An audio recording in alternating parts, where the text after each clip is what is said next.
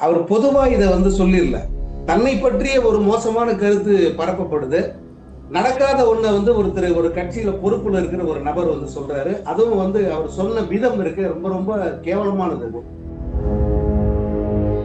இந்த ஆதவர்ஜனா சொன்னது பச்சை பொய்ங்கிறதே எஸ்டாப்ளிஷ் பண்ணலாம். அதுக்கு ஏத்த மாதிரிதான் அந்த அறிக்கையை அவர் விட்டிருக்காரு. அது தேர்ந்த அரசியல் தலைவர்கள் அத்தனை பேருக்கு தெரியாது, தற்குறிகளுக்கு வேணா அது தெரியாது. காலம் எல்லாத்தையும் பார்த்துக்கிட்டு இருக்குன்னா அது பேசாது. நிச்சயமா மே 4ஆம் தேதிக்கு பிறகு அது கொடுக்கிற அடி எப்படிப்பட்டதுன்னு உங்களுக்கு தெரியும் அப்படிங்கறத அவரு இந்த ஒரு பஞ்ச் லைன்ல சொல்றாரு. விஜய் தரப்பு நியாயமா என்ன பண்ணிருக்குன்னா, விஜய் இதுல தலையிட்டு இருக்கணும். முதல் நாளே இந்த ஆதவர்ஜனா பேசின அன்னைக்கே விஜய் தலையிட்டு இது ரொம்ப தப்புடா, இதெல்லாம் பேசக்கூடாது, யார் வேணா வரலாம், இவங்க வரக்கூடாது அப்படின்னு ஒரு பார்வை இருக்குல்ல. அப்படி தமிழ்நாட்டு அரசியல்ல வரக்கூடாத அல்லது வேண்டாத ஒரு சக்தி அப்படின்னா அது விஜய் மற்றும் அவரை சுற்றியுள்ள அந்த கூட்டம் தான். ரஜினி அவர்கள் கொளுத்தி போட்டிருக்கிற இந்த நெருப்பு, அவர் பற்ற வைத்த அந்த நெருப்பு யாரை பற்றி பிடிக்கும் நினைக்கிறீங்க? நிச்சயமா விஜயை தான் பிடிக்கும். விஜயும் அந்த தாவேகா அப்படிங்கிற அந்த கட்சி அவங்கள தேர்தல் களத்துல மிக கடுமையா பாதிக்கும்.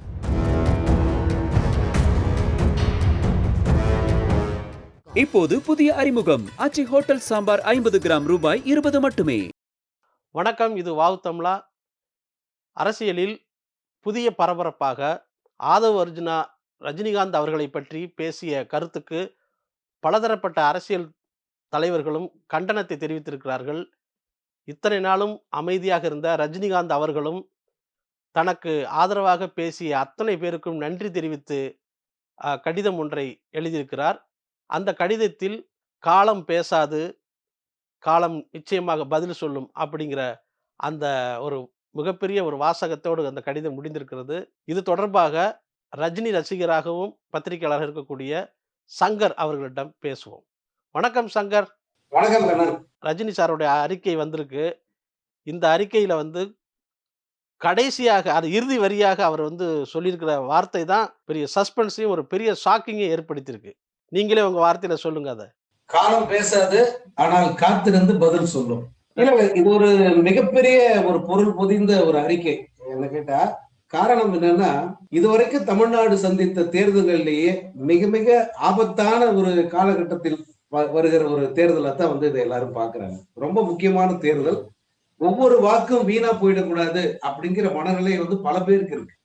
அதுல குறிப்பா ரஜினி மாதிரியான இந்த தமிழ்நாட்டை விரும்புகிற, தமிழ்நாட்டு அரசியலில் நல்லது நடக்கணும் அப்படின்னு நினைக்கிற ஒருத்தரால இதை சகிச்சுக்கிட்டு கடந்து போக முடியாது.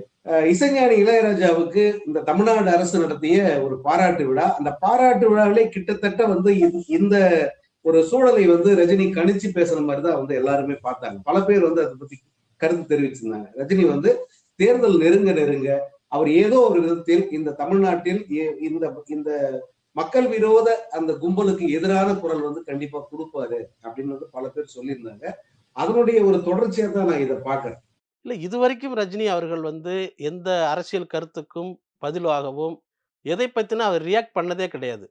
ஆனால் நீண்ட காலத்துக்கு பிறகு அவருடைய இந்த அறிக்கை வெளியாகிருக்கு. அந்த அறிக்கையும் ஒரு பெரிய ஒரு அதிர்வை ஏற்படுத்தியிருக்கு. அரசியல் மட்டத்திலையும் திரையுலக வட்டத்திலும் அதிர்வை ஏற்படுத்தியிருக்கு. இந்த அதிர்வு தேர்தலில் எந்த வகையில பாதிப்பை ஏற்படுத்தும் நினைக்கிறீங்க? அவர் பொதுவா இதை சொல்லிடல. தன்னை பற்றிய ஒரு மோசமான கருத்து பரப்பப்படுது.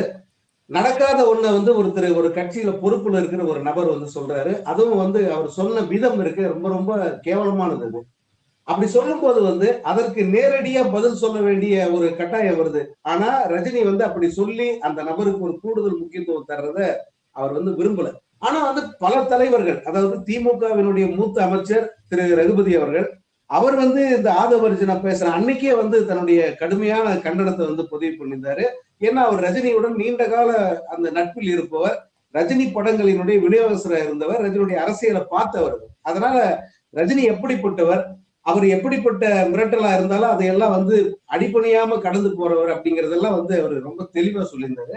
அடுத்தடுத்து பார்த்தா பல தலைவர்கள், இப்ப குறிப்பா கடந்த 24 மணி நேரத்துல அதிமுக கூட்டணியில் இருக்கிற அத்தனை தலைவர்களும் சொல்லி வச்ச மாதிரி ரஜினிக்கு ஆதரவாக இந்த ஆதவர்ஜன கடுமையான எதிர்ப்பு வந்து தெரிவிச்சிருக்காங்க. இப்போ இவங்களுக்கு நன்றி சொல்லியாமா இந்த ஆதவர்ஜனா சொன்னது பச்சை பொய்ங்கிறதே எஸ்டாப்ளிஷ் பண்ணலாம். அதுக்கு ஏத்த மாதிரிதான் வந்து அந்த அறிக்கையை அவர் வந்து விட்டுருக்காரு. இது வந்து அமைதியா அப்படியே இந்த இந்த ஒருவேளை இந்த ஆதவர்ஜனா அந்த பேச்சு இல்லைன்னா கூட ரஜினி அமைதியாக கடந்து போயிருக்க மாட்டாரு. ஏதோ ஒரு வகையில் இந்த தமிழ்நாட்டில் வேண்டாத ஒரு மக்கள் விரோத சக்தி ஒண்ணு வருது, அதை தலையெடுக்க விடக்கூடாது அப்படிங்கறதுல வந்து அவர் உறுதியா இருக்காரு. அதற்கு ஒரு குரல் கண்டிப்பா கொடுத்திருப்பாரு. அதற்கு ஒரு வாய்ப்பை அவங்களே ஏற்படுத்தி கொடுத்துட்டாங்க. இல்ல இப்ப ரஜினி காலமெல்லாம் முடிஞ்சு போச்சு. இனிமேல் அவர் சொன்னா எதுவும் எடுபடாது அப்படிங்கிற ஒரு ஒரு இத வந்து பரப்பிக்கிட்டே இருக்காங்க. நீங்க சொல்லுங்க. அது வந்து இனிமேல் ரஜினி அவர்கள் கருத்து சொன்னா அது எடுபடாதா? நிச்சயமா வந்து அது தவறான ஒரு கணிப்பு அது. அவர் கருத்து சொன்னா எந்த அளவுக்கு எடுபடுங்கிறது எல்லாருமே தெரிஞ்சு வச்சிருக்காங்க. எல்லாம் எந்த மேடையா இருந்தாலும் ரஜினி ஒரு ஸ்பீச் கொடுத்தாருன்னா அதனுடைய தாக்கம் எப்படி இருக்கு, மக்கள் வந்து அதை எப்படி பாக்குறாங்கிறது எல்லாருக்குமே தெரியும். அது தேர்ந்த அரசியல் தலைவர்கள் அத்தனை பேருக்கும் தெரியாது. தற்குறிகளுக்கு வேணா அது தெரியாது.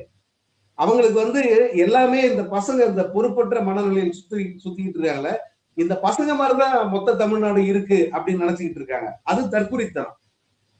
தமிழ்நாட்டில் இருக்கிற மக்கள், அரசியல் சக்திகள் அவங்க எல்லாம் ரஜினிக்கு என்ன முக்கியத்துவம் தராங்க, ரஜினி பேச்சு எந்த அளவு தாக்கத்தை ஏற்படுத்துன்றது அவங்களுக்கு எல்லாம் புரிஞ்சிருக்கு.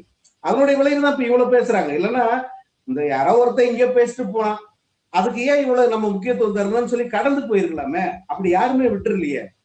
அதாவது கட்சி பேதமின்றி அத்தனை தலைவர்களும் ரஜினியினுடைய குணம் என்ன, ரஜினியுடைய இயல்பு என்ன, அவர் எப்படிப்பட்ட மனநிலையை கொண்டவர், ஏன் அரசியல் களத்துக்கு வராம போனாரு, இவ்வளவு விரிவா வந்து திரும்ப பேசுறாங்கன்னா ரஜினி அப்படிங்கிறவரு இந்த மக்கள் மத்தியில எந்த அளவு தாக்கத்தை ஏற்படுத்தக்கூடியவரா இருக்காரு அப்படின்னு புரிஞ்சதுனால.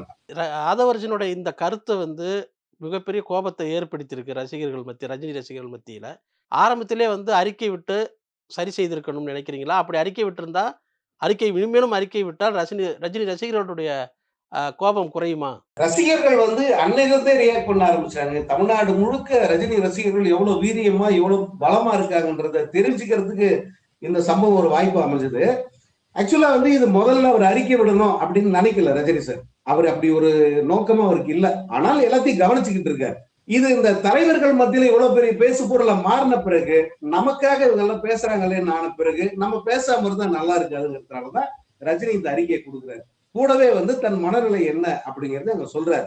நீங்க காலம் வந்து எல்லாத்தையும் பார்த்துக்கிட்டு இருக்குன்னா அது வந்து பேசாது.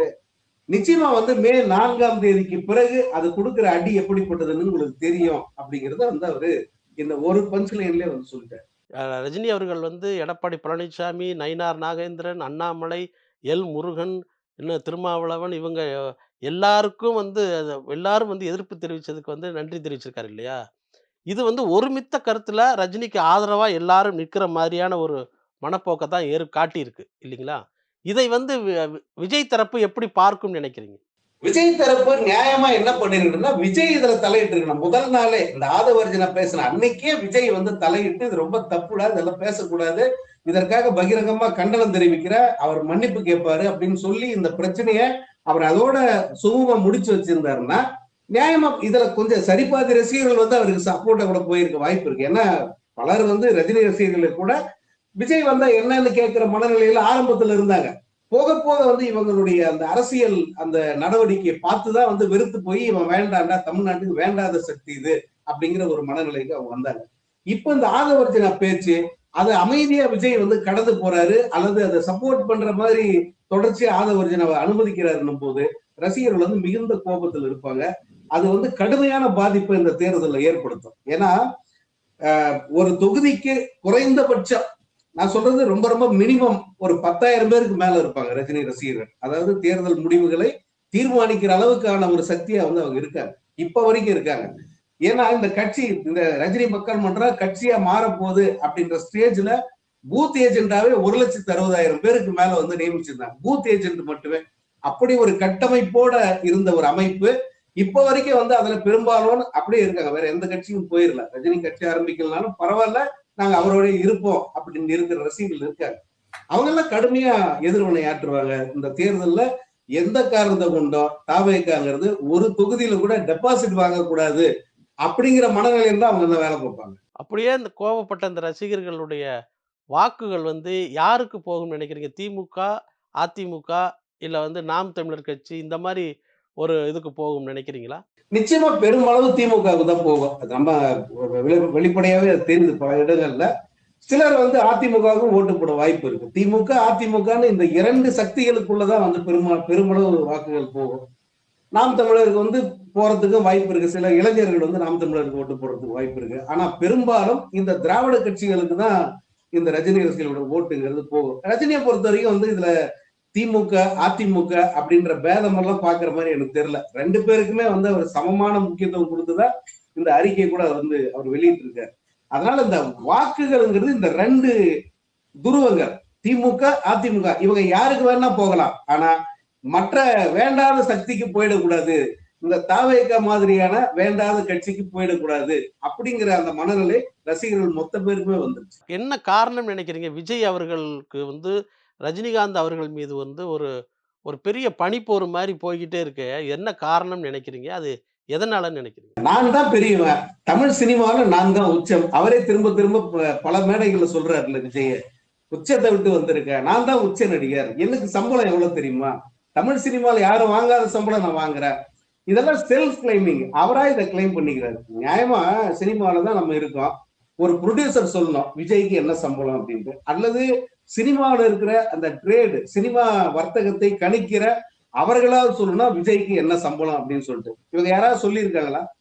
யாருமே இது வரைக்கும் சொன்னதில்லை. ஆனா விஜய் அவருக்கு சாதகமா பேசுகிற ஒரு கும்பல் தொடர்ச்சியா வந்து விஜய்க்கு இது சம்பளம், விஜய் தான் நம்பர் 1 இப்படி வந்து தொடர்ந்து சொல்றாங்க. ஆனா நிஜத்துல என்ன பிசினஸ் அப்படின்னு பாத்தீங்கன்னா ரஜினி படம் தான் நல்லா போகுது, ரஜினி படம் தான் பெரிய வசூலை எடுக்குது. ஜெயிலரு, கூலி இந்த படங்களுடைய வசூல் எல்லாம் மிகப்பெரிய ஒரு தொகையை வந்து சொல்றாங்க. விநியோகஸ்தர்கள், தியேட்டர் அத்தனை பேரை வந்து ஓப்பனா சொல்றாங்க. விஜய் படங்களுக்கு யாரும் அப்படி சொன்னதே கிடையாது. ஆனா விஜயே அதை செல்ஃபா சொல்லிக்கிறார். நான் தான் உச்ச நடிகர், நான் தான் அதிக சம்பளம் வாங்குறேன், என் படம் தான் பெருசா போகுது.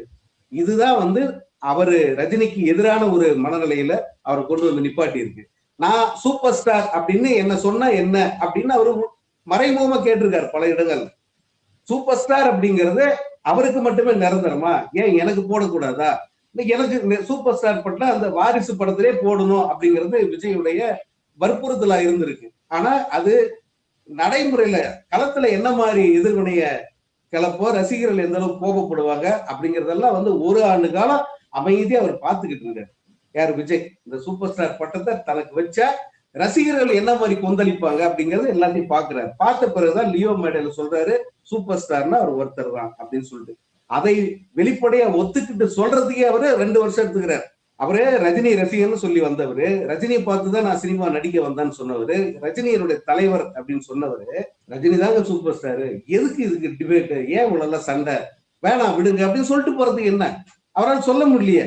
அதை சொல்றதுக்கு அவருக்கு அவ்வளவு டைம் ஆகுது. சோ அந்த ஈகோ வந்து விஜய்க்கு தொடர்ச்சியா இருக்கிறதுனாலதான் ரஜினிக்கு எதிராக விஜய் ரசிகர்கள் எந்த அளவு மோசமா செயல்படுறாங்க, அவருடைய ரொம்ப நெருக்கமான அந்த நிர்வாகிகள் எவ்வளவு மோசமா பேசுறாங்கன்றதெல்லாம் தெரியும் விஜய்க்கு. தெரிந்தும் கூட அதை கட்டுப்படுத்த அவர் எல்லளவும் முயற்சியை செய்யல. சோ இது வந்து தொடர்ச்சியா உருவாகிட்டு இருக்கிற ஒரு ஒரு பகை. இது ஒரு பகை உணர்ச்சி, மனசுக்குள்ள இருக்கிற பகை உணர்ச்சி அது இன்னைக்கு இப்படி வந்து நிக்குது.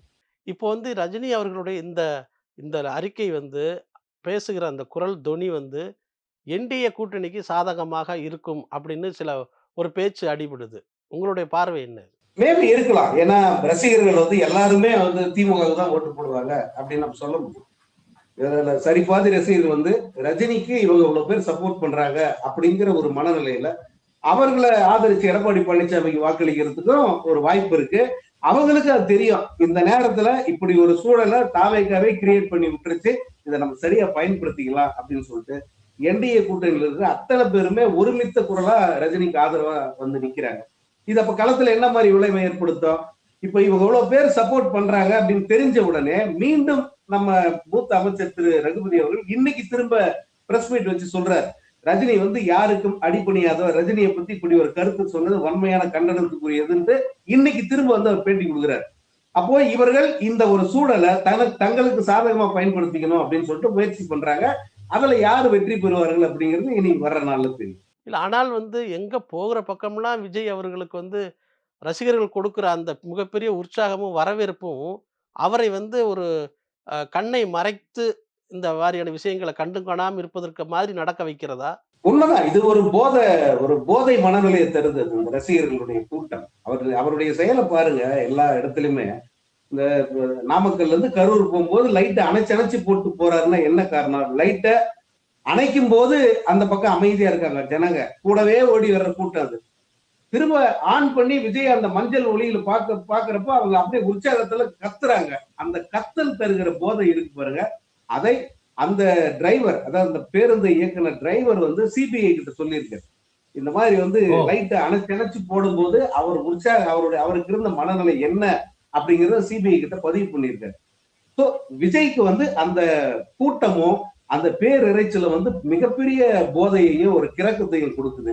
அதைத்தான் வந்து அவர் விரும்புறார். போற இடமெல்லாம் இப்ப வேலூர்ல பாத்தீங்கன்னா அந்த கூட்டம் வந்த விதம், அவர்கள் அந்த ஆக்ரோஷமா ஓடி வந்து விஜய் ரசிக்கிறார். தனக்கு எப்பேற்பட்ட செல்வாக்கு இருக்கு, என்னதான் நீங்க எனக்கு எதிராக பேசினாலும் எனக்கு மிகப்பெரிய மக்கள் செல்வாக்கு இருக்கு அப்படிங்கறத வந்து அவரே பதிவு பண்றாரு எல்லா இடத்துலயுமே. அது நீங்க சொன்னது உண்மைதான். ஏன்னா அவருக்கு இந்த போதை தான் இந்த மாதிரி கண்ணை மறைக்குது.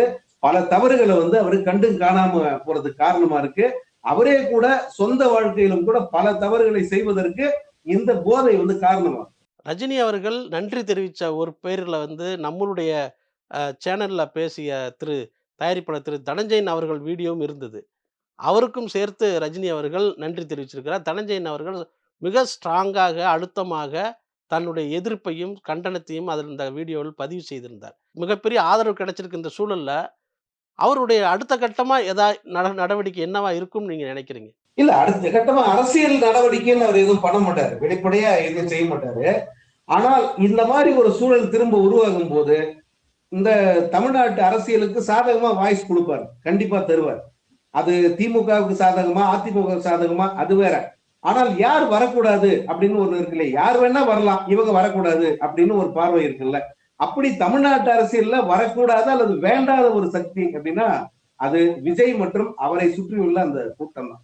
அதனால அதற்காக வந்து அவர் குரல் கொடுப்பதற்கு வாய்ப்பு இருக்கிறது தான் நான் பாக்குறேன். இந்த தேர்தலை பொறுத்த வரைக்கும் தமிழ்நாட்டில் யார் வரக்கூடாது, யாருடைய ஆதிக்கம் இங்க இருக்கக்கூடாது, எந்த மோசமான சக்தி வந்து இதை பிடிச்சிடக்கூடாது அப்படிங்கிற ஒரு பார்வை வந்து ரஜினிக்கு இருக்கு அப்படின்னு தான் நான் நினைக்கிறேன். அது தொடர்ச்சியா நான் ஒரு கிட்டத்தட்ட ஒரு இந்த ஓராண்டு காலமா நான் பார்க்கும் போதே வந்து அது தெரியுது. சோ இன்னொரு முறை கூட வந்து அவரு வாய்ஸ் தருவதற்கு வாய்ப்பு இருக்கிறத தான் நான் பார்க்கிறேன். இந்த பிரச்சனை நேரத்துல என்டிஏ கூட்டணிக்கு இவருடைய தாவேகா வந்து அங்க போகுமா? விஜய் அவர்களுடைய நிலைப்பாடு என்னவாக இருக்கும்னு நினைக்கிறீங்க? இல்ல, இப்ப வரைக்கும் வந்து அதற்கான வாய்ப்பு எதுவும் பெருசா தெரியல. பாஜக வெவ்வேறு ஆட்கள் மூலமாக விஜயை தங்கள் அணிப்பக்கம் இழுப்பதற்கு பெரிய முயற்சிகள் எடுக்கிறதா சொல்றாங்க. எல்லாமே தகவல் தான். இப்போ இந்த தாவேக விஷயத்தை பொறுத்த வரைக்கும் எதுவுமே வந்து அபிஷியல் கிடையாது. அவங்க தகவலா தான் கசிய விடுவாங்க. தகவலா சேனல்களுக்கு சொல்லுவாங்க. தகவலா செய்தி ஆசிரியர்கிட்ட அப்படி விடுவாங்க. இந்த தகவல் வந்து மெல்ல மெல்ல செய்தியாக மாறும். ஒருவேளை இந்த தகவலும் கூட அப்படி செய்தியா மாறுமா அப்படின்னு தெரியாது. ஆனால் இப்போது வரைக்கும் வந்து அவங்க வேட்பாளர்கள் நேர்காணல், வேட்பாளர்களை அறிவிக்கிறது, இதுல வந்து அவங்க தீவிரமா இருக்காங்க. அவங்க யாரு கூட போய் கூட்டணிக்கு பேச்சுவார்த்தை நடத்தின மாதிரியே தெரியல. அதாவது இந்த ஆதவ அர்ஜுனா மாதிரியான ஆட்கள் எங்கேயாவது வந்து மறைமுகமா பேரம் பேசியிருப்பாங்களே தவிர வெளிப்படையா விஜயோ அல்லது முக்கியமான நிர்வாகிகளோ குறிப்பிட்ட கட்சி கூட எடப்பாடி பழனிசாமி கூடயோ அல்லது பியூஷ் கோயல் மாதிரியான தலைவர்கள் கூட உட்கார்ந்து பேசுனதா எந்த விதமான அதிகாரப்பூர்வ தகவலும் இல்லை. அதனால வந்து இவங்க என்டிஏ கூட்டணிக்கு போவாங்களா அப்படின்னு சொல்ல முடியாது. இன்னொரு பக்கம் பாத்தீங்கன்னா என்டிஏ கூட்டணி இந்த ரஜினி மேட்டர் வந்து ஆரம்பிச்சது 5 நாட்களுக்கு முன்பு. கிட்டத்தட்ட ஒரு 14, 15, 16ஆம் தேதியே வந்து இது பெரிய அளவுக்கு பேசப்பட்டது. மூத்த பத்திரிகையாளர்கள்லாம் மிக கடுமையான கண்டனத்தை தெரிவிச்சிருந்தாங்க. ரஜினியினுடைய அரசியலை அருகிருந்து பார்த்தவர்கள், ஏன் ரஜினி பீட் பார்த்தவங்க, இந்த பத்திரிகையாளர்கள்லாம் வந்து மிக கடுமையான கண்டனங்கள் தெரிவிச்சிருந்தாங்க. ஏன்னா ரஜினியோட ரேஞ்ச் என்ன, அந்த அரசியல் அந்த 96 காலகட்டத்துல அவரை பார்க்க வந்த தலைவர்கள் யாரு, ரஜினியை வந்து அவங்க எப்படி வந்து மதிச்சாங்க, இதெல்லாம் வந்து தெரியும் எல்லாருக்குமே. என்னை போன்றவர்கள் ரஜினி பீட் பார்த்தவங்க. அதனால அவங்க அத்தனை பேருமே வந்து கண்டனங்களை பதிவு பண்ணிட்டாங்க. இந்த தலைவர்கள்லாம் அது வரைக்கும் அமைதியா தான் இருந்தாங்க. இப்போ இந்த 24 மணி நேரத்துல தான் இவங்க மொத்த பேர் பேசுறாங்க. அப்போ இந்த 4 நாட்களாக கூட்டணிக்கு முயற்சி பண்ணி அது தேராத பட்சத்துல ரஜினியுடைய ஆதரவாவது கிடைக்கட்டும் அப்படின்னு சொல்லிட்டு இந்த அறிக்கை விடுறாங்களா அப்படின்ற ஒரு கேள்வியையும் பத்திரிகையாளர்கள் முன்வைக்கிறாங்க. நான் என்ன நினைக்கிறேன், இந்த பீகார்ல நடந்த ஒரு தேர்தல்ல நடந்தது வந்து மிகப்பெரிய அளவுல வாக்கு வந்து எந்தவித கணக்குலயும் இல்லாம, அட்ரஸ்லயும் இல்லாம பேர்கள் இல்லாம போலியாக ஆயிரக்கணக்கான வாக்குகள் வந்து அந்த தேர்தல்ல அனாமத்தா நின்றிருந்தது. ஒருவேளை விஜய்க்கு இது மாதிரியான வாக்குகளை கொடுத்து அவரை வெற்றி பெற வைப்பதற்கு, தங்கள் கூட்டணியில் சேர்த்துக்கொண்டு வெற்றி பெற வைப்பதற்கு மறைமுகமாக ஒரு திட்டம் தீட்டப்படுகிறதோ அப்படிங்கிற ஒரு இது இருக்கு. நீங்க எப்படி பார்க்குறீங்க? பீகார்ல என்னென்ன தில்லுமுல் நடந்துக்கிறத அவங்க எக்ஸ்போஸ் பண்ணிட்டாங்க. ராகுல் காந்தி அவங்க டீம் வந்து பெரிய அளவுக்கு ரொம்ப ஸ்ட்ராங்கா வந்து எக்ஸ்போஸ் பண்ணாங்க. இங்க தமிழ்நாட்டுல எஸ்ஐஆர் பணியில ஆரம்பத்துல இருந்தே விழிப்புணர்வோட தான் இருந்தாங்க. பெரும்பாலும் வந்து தமிழ்நாடு முழுக்க எங்கெல்லாம் இந்த பிஎல்ஓக்கள் பிஎல்ஏக்கள் இவங்கெல்லாம் வந்து இந்த எஸ்ஐஆர் பணியில ஈடுபட்டாங்களோ அங்க எல்லா இடத்துலயுமே நீக்கமர நின்றவங்க யாருன்னா திமுக காரங்க தான், திமுக நிர்வாகிகள் தான். ஒரு ஒரு இடத்துல ஒரு வாக்குச்சாவடியில கூட வந்து இந்த தேர்தல் இந்த வாக்காளர் சேர்க்கை அல்லது நீக்கம் இது தவறா வந்துடக்கூடாதுங்கிறதுல கண்ணுல விளக்கெண்ணெய் ஊத்தின்னு கண்காணிச்சாங்க அப்படின்னு என்னால சொல்ல முடியும். ஏன்னா ஒரு திமுகவுடைய ஒரு மாசத்துக்கு முன்னாடி திமுக வெளியிட்ட ஒரு அறிக்கை அதை பாத்தீங்கன்னா எஸ்ஐஆர் பணிகளை வெற்றிகரமாக முடிச்சோம் அப்படின்னு சொல்லி ஒரு வாக்கியம் அது இருக்கும். எனக்கு தெரிஞ்சு இந்தியாவில எந்த அரசியல் கட்சியுமே இப்படி ஒரு ஸ்டேட்மெண்ட் விட்டதே கிடையாது. எஸ்ஐஆர் பணிகளை நாங்க வெற்றிகரமா முடிச்சோம் அப்படின்னு திமுக சொல்லுதுன்னா இந்த வாக்காளர் அந்த பட்டியலுங்கிறது, அதாவது வாக்காளர்கள் ஒரு அந்த வாக்குச்சாவடி வேற வாக்குச்சாவடியில இருந்தவங்க இன்னொரு வாக்குச்சாவடி மாறி இருப்பாங்களே தவிர வாக்காளர்கள் தப்பா வர்றதுக்கு பெரும்பாலும் வாய்ப்பு இல்லை அப்படிங்கிறது வந்து இதுல உறுதியாகுது. ஏன்னா ஆளும் கட்சி திமுக அவங்கதான் கூடவே இருந்து எல்லா பணிகளையும் பார்த்திருக்காங்க. அந்த படிவத்தை எப்படி பூர்த்தி பண்றது அப்படிங்கறத கூட வந்து சரியா சொல்லி கொடுத்து அதை ஏற்க வச்சிருக்காங்க. இறுதிப்பட்டியல சரி பார்த்து சொல்றாங்க வெற்றிகரமா முடிச்சுட்டோம் அப்படின்னு சொல்றாங்க. அப்ப என்ன அர்த்தம்? எல்லா பகுதியிலுமே எல்லா வாக்குச்சாவடியிலும் மேக்சிமம் வந்து அந்த வாக்காளர்கள் பெயர்கள் சரியா இருக்கு அப்படின்னு எடுத்துக்கலாம். அப்போ விஜய்க்கு தவறாக அல்லது போலியாக பிராக்சியாக வாக்குகள் வருவதற்கு வாய்ப்பு இல்லை. இருக்கிற வாக்காளர்கள் தான் அவருக்கு ஓட்டு போடணும். கற்பனையா மார்ஸ்ல செவ்வாய் கிரகத்துல இருந்தெல்லாம் வந்து அவருக்கு ஓட்டு போட முடியாது. பீகார்ல வந்து ஒரு மாடல் அழகி பேர்ல ஒரு வாக்கு இருந்தது மாதிரி இங்க யாராவது ஒருத்தர் இருந்திருக்கலாம்ல. ஒருவேளை அர்னால்டு ஷ்வார்ஸ்நெகர் கூட இங்க வந்து வாக்கு பேட போடலாம் வாய்ப்பு இருக்குல்ல. அதுக்கு வாய்ப்பு இல்லாம பண்ணியிருக்கு திமுகன்னு சொல்றாங்க. அதுதான் திமுக கூடவே இருந்து எல்லா பணிகளையும் பார்த்திருக்காங்க எஸ்ஐஆர் பொறுத்த வரைக்கும். அது மிகப்பெரிய வேலை கண்ணன் இந்த எஸ்ஐஆர் பணியை. ஏன்னா நான் வந்து எங்க ஏரியாவில் வந்து நான் கிட்டத்தட்ட ஒரு 10 முறையாவது வந்து அந்த தொகுதி அந்த பூத் எல்லாம் நான் பார்த்திருக்கேன். அங்க வந்து இந்த திமுக ஆட்கள் தான் அதிகபட்சம் 1-2 அதிமுக வந்து போவாங்க. அவங்க வந்து ஒரு ஆள் கூட விடுபட்டுற கூடாதுங்கிறதுல அவ்வளவு தீர்மானமா இருந்து சரி பார்த்து சரியான ஆட்களை வந்து சேர்த்து வச்சிருக்காங்க. அதனால வந்து இந்த மாதிரி தவறு வந்து இங்க நடக்கிறதுக்கு வாய்ப்பு இல்லை அப்படின்னு தான் நான் பாக்குறேன். பீகார்ல நடந்த தவறு இங்க நடக்கிறதுக்கு வாய்ப்பு இல்லைன்னு தான் பாக்குறேன். அதனாலதான் பாருங்க பீகார்ல 65 லட்சம் பேர் நீக்கினாங்க, அப்புறம் 40 லட்சம் பேர் சேர்த்தாங்க. இங்க தமிழ்நாட்டுல 1 கோடி பேரை நீக்கினாங்க. 1 கோடி. ஆனா எந்த முன்னோருக்குமே வரல, எந்த ஒரு பேச்சுமே எழல. திரும்ப 30 லட்சம் பேருக்கு மேல வந்து வாக்காளர்களை சேர்த்து இருக்காங்க. இதெல்லாம் சரியா அந்த நீக்கமும் சேர்ப்பும் சரியா நடந்திருக்கு. நான் அப்படிதான் இதை எடுத்துக்கணும். சரி, இவ்வளவு பிரச்சனைகளுக்கு மத்தியில எல்லாத்துக்கும் மௌனமாவே இருக்காரு விஜய். யார பத்தியும் பேச மாட்டேங்கிறாரு. தனக்கு பக்கத்துல என்ன நடக்குதுன்னு கூட தெரியாம இருக்காரு.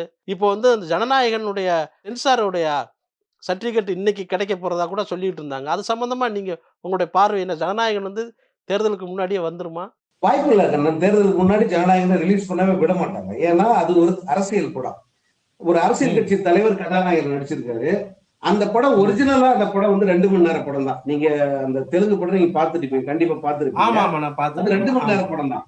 அந்த படத்தை 2 மணி நேரம் 54 நிமிஷம் எடுத்திருக்காரு இந்த டைரக்டர். அந்த 54 நிமிஷம்ன்றது என்னன்னா அவரே சொன்னது இது.